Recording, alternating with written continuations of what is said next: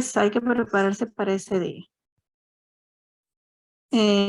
Más adelante, en la siguiente clase, les estaré indicando el lugar donde lo vamos a tener. Voy a ver si puedo conseguir el aula grande. Si no, entonces lo haremos en los laboratorios.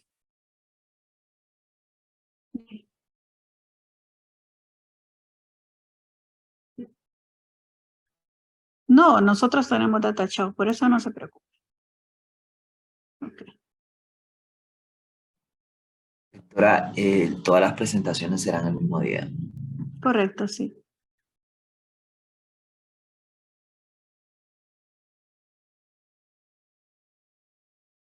Bueno, entonces vamos a comenzar con la clase de hoy, ¿verdad? Tolerancia versus autoinmunidad, como ustedes ven en la primera diapositiva, ¿verdad? Nosotros vamos a estar generando diversas estimulaciones dependiendo de las circunstancias en las que nos encontremos. Evidentemente, nosotros ya tenemos codificados en nuestros genes, ¿verdad? Muchos de los alelos que podrían generar la tolerancia y la autoinmunidad al mismo tiempo. La tolerancia se refiere entonces a todo aquello que hace el organismo para conocer lo propio y no discriminarlo como algo extraño, ¿verdad? Pero cuando hay una combinación de estas características como la regulación inmune, ¿verdad? Como el medio ambiente y lo que tenemos codificado en el genoma, entonces llegamos en algún momento, ¿verdad?, a tener enfermedades autoinmunes, y eso es lo que se ve al final de la vida, ¿no? De la vida de cualquier individuo. Entonces, al final de la vida, en los extremos de la vida, recuerden ustedes que o tenemos el sistema inmune está aprendiendo a generar respuestas, así como al final ya se han degenerado las respuestas. Entonces vamos a ver hoy cómo esto, ¿verdad? Debe haber un balance, ¿verdad? Para que esto no ocurra. Y vamos a ir viendo algunos conceptos importantes que nos ayudan a entender cómo es que pasamos de la tolerancia a la autoinmunidad.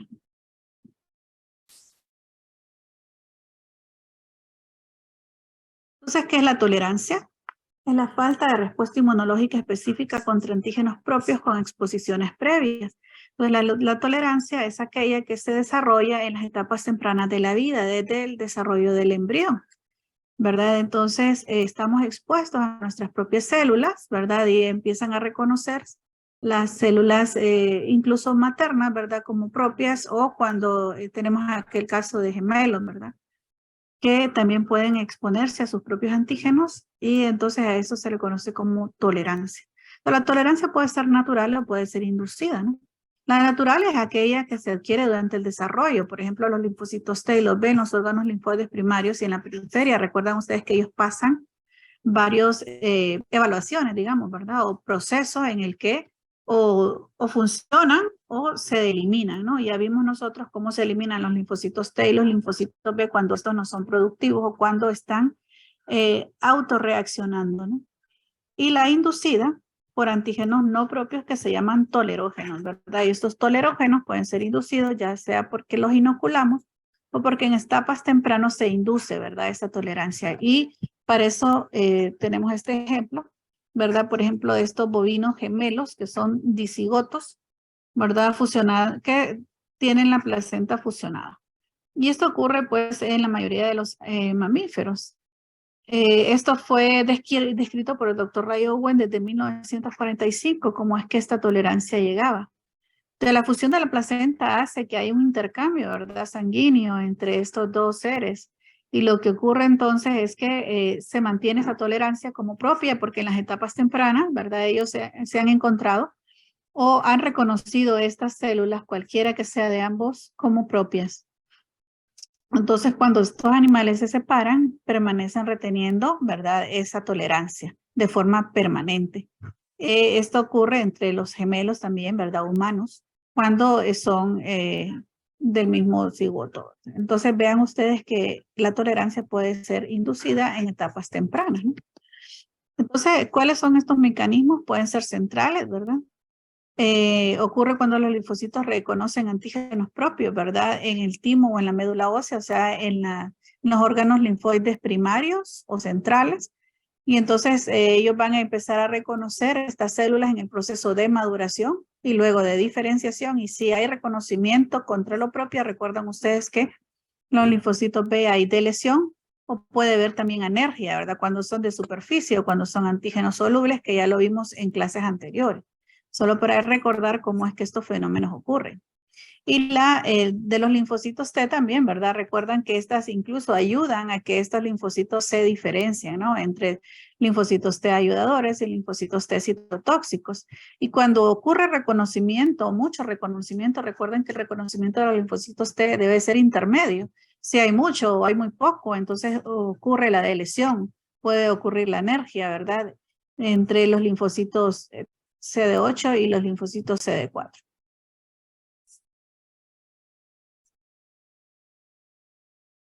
Entonces, ¿cuáles son las capas de la autotolerancia? Hay lugares, ¿verdad? O sitios en nuestro organismo que podríamos decir que están segregados o que no están en contacto con el sistema inmune. Y a esto se le conoce como segregación de antígenos, ¿verdad? Donde hay una barrera física que impide que el sistema linfoide entre en contacto con ellos. Y entonces esta segregación de antígenos hace de que estos antígenos, aunque sean propios, no necesariamente hayan sido reconocidos por el sistema inmune. Y eso se encuentra, ¿verdad? En aquellos órganos, por ejemplo, que tienen membrana, ¿verdad? Y entonces esto puede provocar que en algún momento se salgan esos antígenos propios y se reconozcan como extraños, ¿verdad? Estos sitios inmunoprivilegiados, por ejemplo, son los ojos, los testículos, por ejemplo, los ovarios, el cerebro, el sistema nervioso central, ¿verdad? Son esos sitios inmunoprivilegiados en donde generalmente el sistema linfoide no entra en contacto, por lo que si en algún momento tenemos una ruptura de estos sitios, podrían tomarse como algo extraño y haber reactividad del sistema inmune contra él. También tenemos la energía periférica que podría ocurrir cuando hay una inactivación celular mediante la señalización débil 5 estímulos. Vean ustedes que recuerden que si no hay estímulo, ¿verdad? Recuerden que los linfocitos también pueden ser enérgicos y al ser enérgicos, entonces van a morir en su tiempo de vida medio sin producir ninguna reacción. Y eso se da en el tejido linfoide secundario.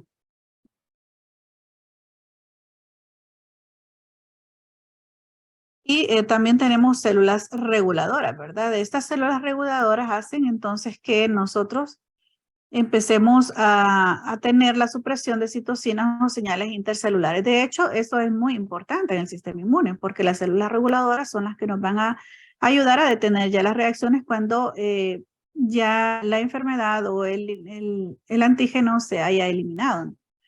Y entonces ocurre en el tejido linfoide secundario y en el sitio de inflamación, como ven ustedes en la periferia, ¿no? Porque hay falta de señales, porque hay supresión, porque hay bloqueo de receptores y eso es lo que estamos viendo, por ejemplo, aquí, ¿no? Entonces, estas citocinas que son de supresión, por ejemplo, como la interleucina 10, ¿se acuerdan ustedes? Una citocina que va a frenar la respuesta de los linfocitos. Igual, ¿verdad? Que el factor de crecimiento linfocitario beta. Entonces lo que va a hacer es empezar a regular que ya no sigan reaccionando ni linfocitos T reguladores.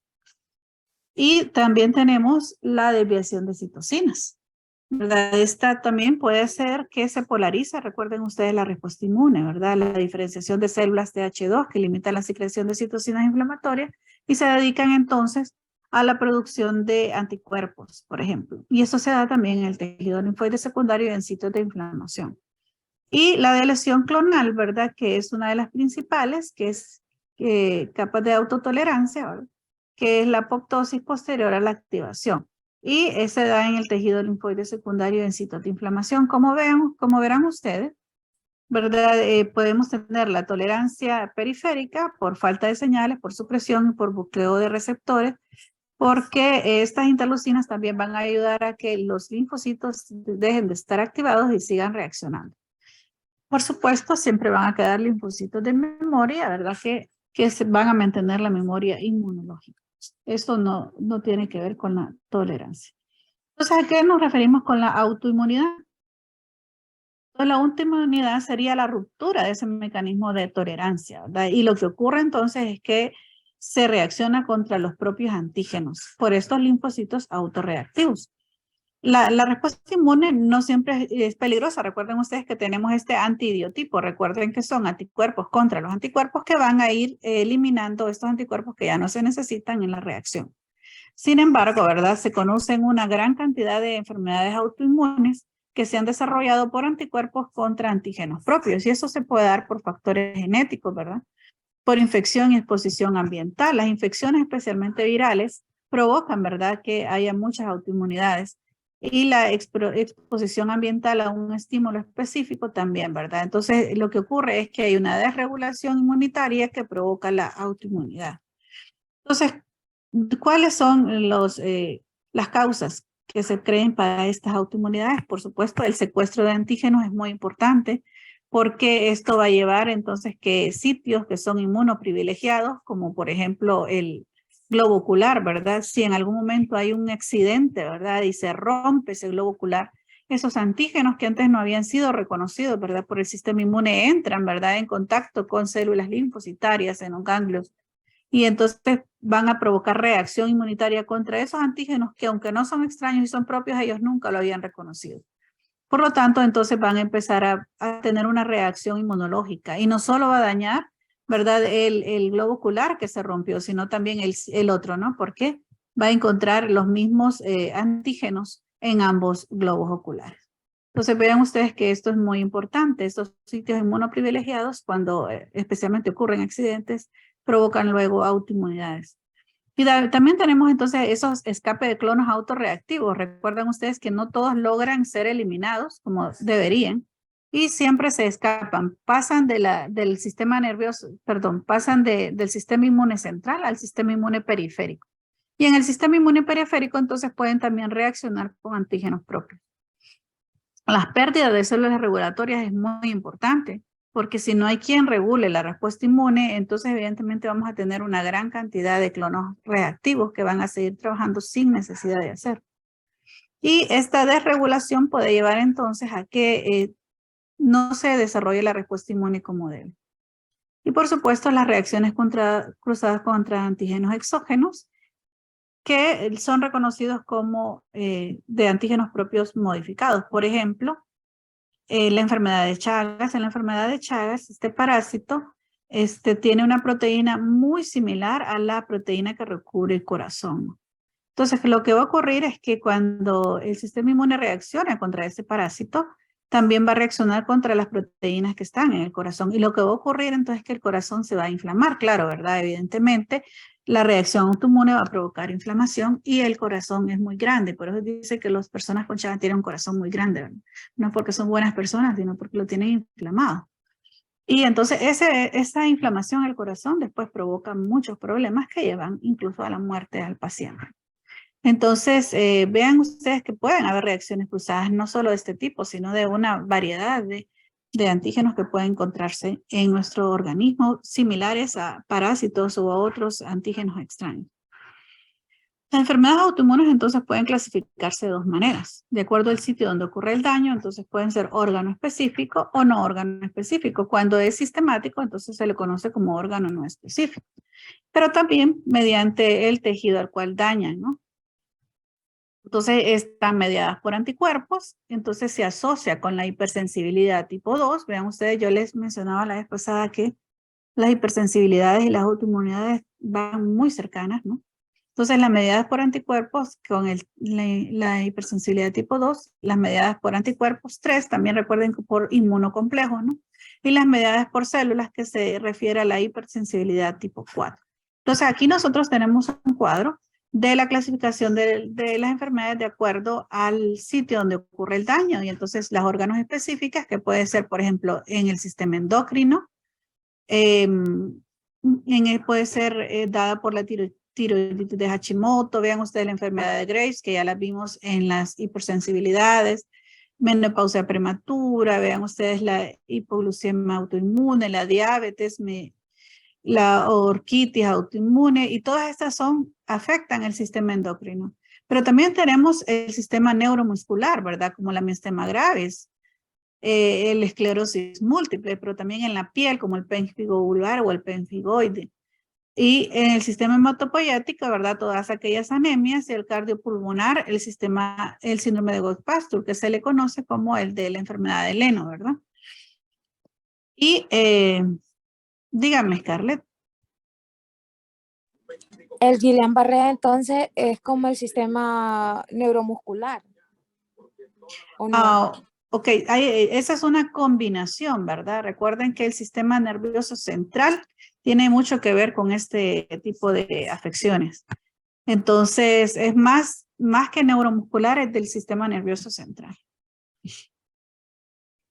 En el caso de las no órganos específicas, tenemos, ¿verdad?, algunos síndromes conocidos como el de Sjögren, el de la artritis reumatoide, ¿verdad? ¿Cuántas personas que ustedes conocen ahora padecen de artritis, ¿verdad? Por ejemplo, está la enfermedad mixta del tejido conectivo, lupus o el lupus eritematoso sistémico, ¿verdad? Que es ahora hay una gran variedad también de este tipo de lupus que más hoy en día se ha diagnosticado, tal vez también por las técnicas diagnósticas que han mejorado, pero no solo por eso, sino por los estímulos externos, ¿verdad? Que llevan a que esto se desarrolle. Se llama sistémico porque no tiene un órgano específico, sino que provoca, ¿verdad?, fallas en diferentes sitios.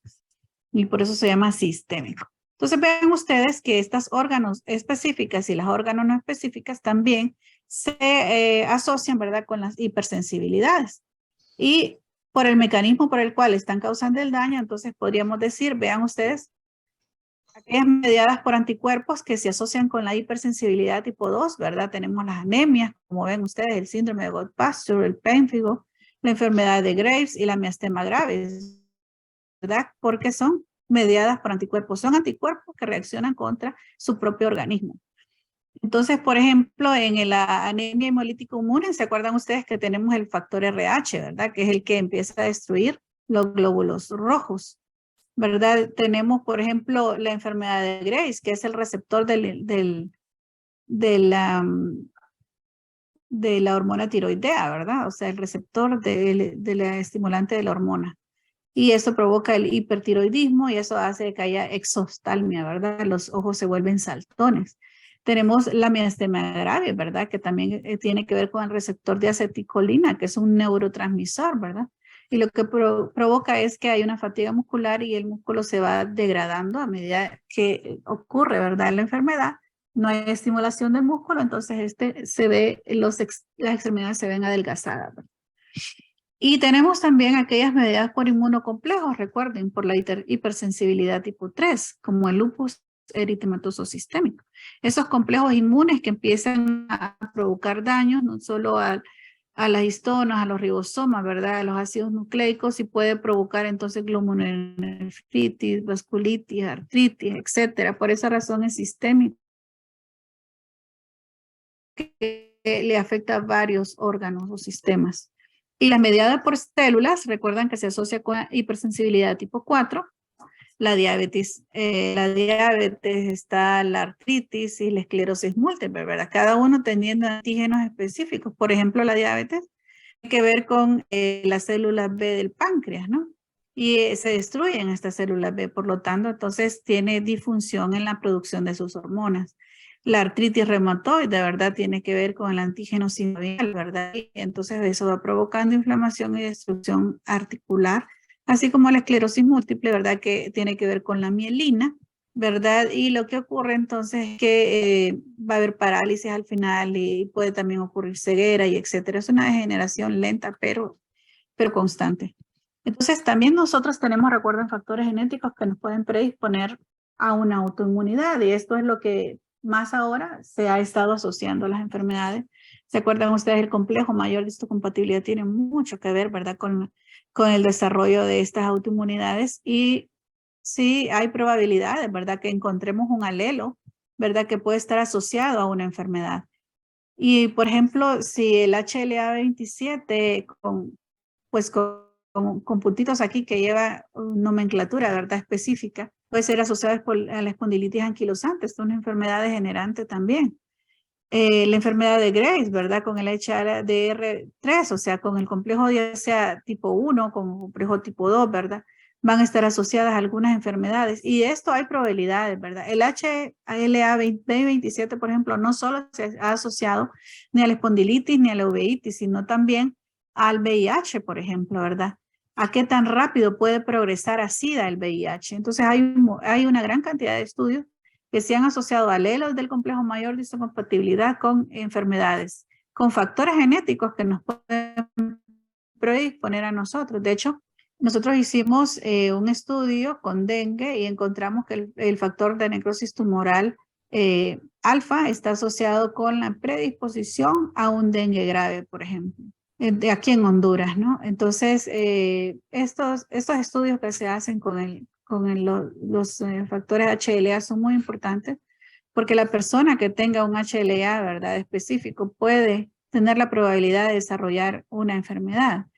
Pero no significa que porque tenga el HLA siempre lo va a hacer. Recuerden que eso requiere un estímulo que haga que esto se exprese, ¿no? Lo podemos tener genéticamente, pero no expresarse fenotípicamente. Entonces, pero más aquí a la medicina va para ese rumbo, ¿verdad? Sabiendo que nosotros tenemos predispuesto en nuestro genoma, así vamos a poder desarrollar. Entonces, eso también sirve para prevenir, por ejemplo, las personas que ya tienen predisposición de enfermedades pulmonares, evidentemente, entonces van a evitar tener hábitos que puedan dañar sus pulmones, ¿no?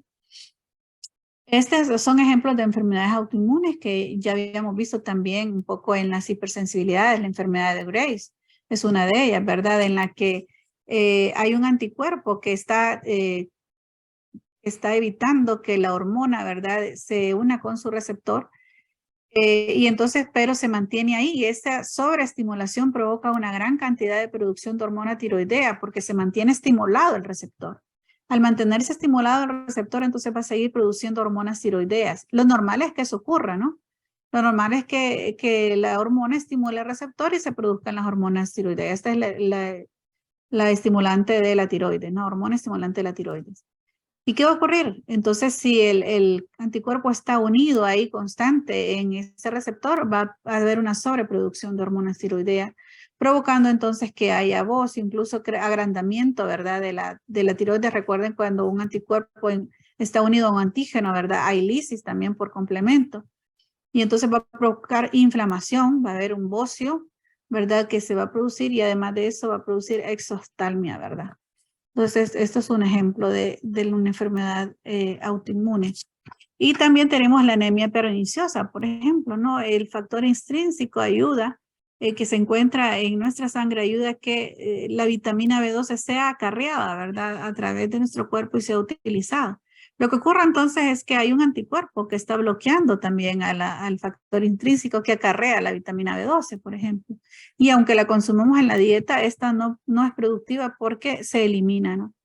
Entonces lo que ocurre es que vamos a tener una deficiencia, ¿verdad?, de esta vitamina y va a provocar esta anemia conocida como perniciosa porque siempre está el anticuerpo bloqueando, ¿verdad?, el factor intrínseco.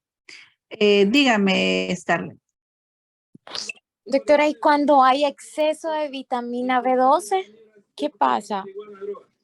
Generalmente las vitaminas que no se utilizan son eliminadas, ¿verdad?, por el organismo. Ustedes las van a ver en orina, por ejemplo. Por ejemplo, si ustedes están tomando un complejo vitamínico y el cuerpo no lo necesita, entonces este va a ser eliminado por la orina. Y ustedes ven entonces que en la orina sale de colores a veces, ¿no?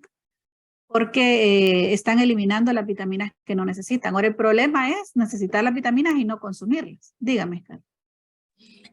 ¿Y con la vitamina D? La vitamina D Cuando Ajá. por ejemplo, cuando usted va al médico, le hacen exámenes y le dice que necesita tomar vitamina D. Pues necesita tomarla. Tiene que consumirla. Sí, yo sé, pero ¿a qué se debe? O sea, ¿es algún No, déficit? ese sí, por supuesto es un déficit. Recuerda que la proteína, la vitamina D ayuda mucho al sistema inmune también. Hay estudios, de hecho, que hice en mi tesis del receptor de vitamina D. Si no hay suficiente vitamina D que esté estimulando el receptor, entonces el sistema inmune también está disminuido. Entonces puede provocar predisposición a enfermedades. hablando del sistema inmune, por supuesto, también la vitamina D ayuda en muchos otros aspectos a la biométrica del organismo.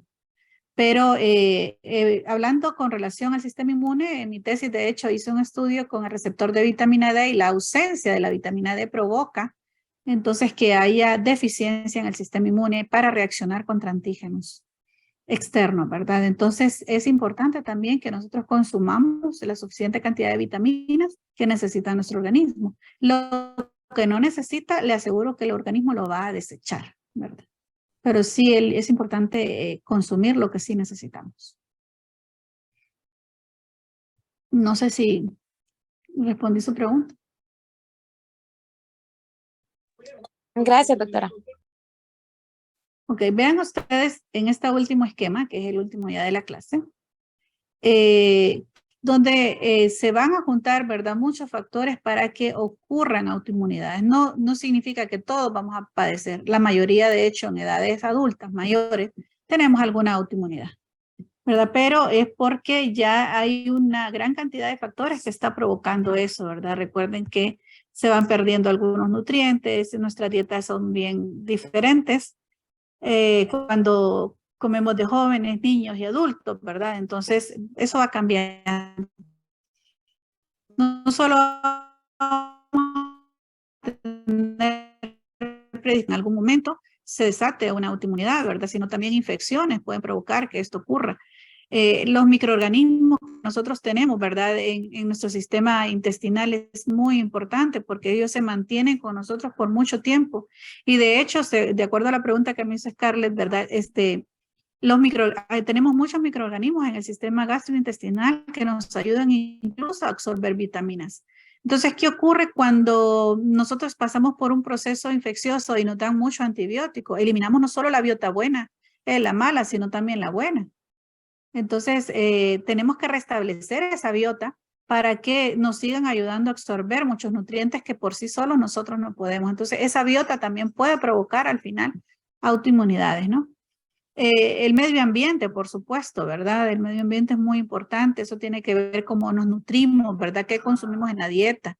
¿Verdad? También puede haber sustancias que nosotros consumimos en la dieta que pueden provocar que haya este mimetrismo molecular, que hayan antígenos que sean parecidos a los propios y entonces se desarrollan estas autoinmunidades como lo hablé anteriormente, ¿verdad?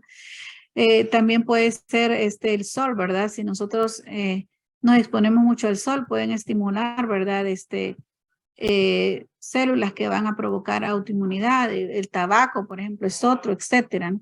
Entonces, hay muchos factores que intervienen en las autoinmunidades, por eso no es tan fácil a veces diagnosticar una autoinmunidad. Se puede decir qué es lo que está afectando, pero no el origen a veces, ¿verdad?, de lo que está afectando. Y esto se va a ver especialmente, ¿verdad?, en la edad mayor. Pero se han encontrado casos también en los que jóvenes y niños ya poseen autoinmunidades, ¿verdad? Y generalmente es por que ya nosotros lo tenemos codificado en los genes y ustedes ven, ¿verdad? Por ejemplo, una persona que, si ustedes tienen parientes que han padecido artritis, que han padecido lupus, lo más probable es que ustedes se lo hayan heredado a sus descendientes y esos también los padezcan, ¿verdad? Y también por infecciones que son también muy comunes, ¿no?, de que esto provoque autoinmunidades. Entonces, no sé, hasta aquí quedamos la clase, no sé si tienen más preguntas.